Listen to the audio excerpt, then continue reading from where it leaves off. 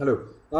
Another neat trick I would like to share is, for example, you have an object available and you want to create a hierarchy of that object.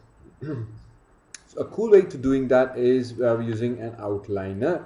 So if I go into my Windows and outliner, basically we have a polysphere one available. So if I do quickly a couple of duplicates of it, sorry,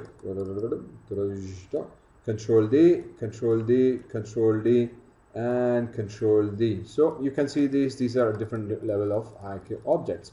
Now one way of is that I select an object, I click on this and I press P. As soon as I press P, if I come here, you can see this object is there. So now I select this and I can come here and I can press P. Now that basically means that these are becoming parent. Or very quickly I can do just that with this in my outliner. I can go in and drag and drop the object here as well. So you can basically parent an object, unparent an object within your outliner as well. So if you drag and drop, now you can see the hierarchy very quickly as well. So using outliner in certain cases is also very essential, especially doing rigging. You need to understand your outliner very well. All right, I cannot emphasize how well, because outliner tells you the exact hierarchy, what you're doing, what you're not doing. Second, once you do the parenting and creating the hierarchy, to unhierarchy as well, basically you need to use outliner as well. We know parent p would do the trick, but if I need to unparent the thing, I have to go into my outliner. So for example, the last object I want to remove that, I just middle mouse click, drag and drop it onto the outliner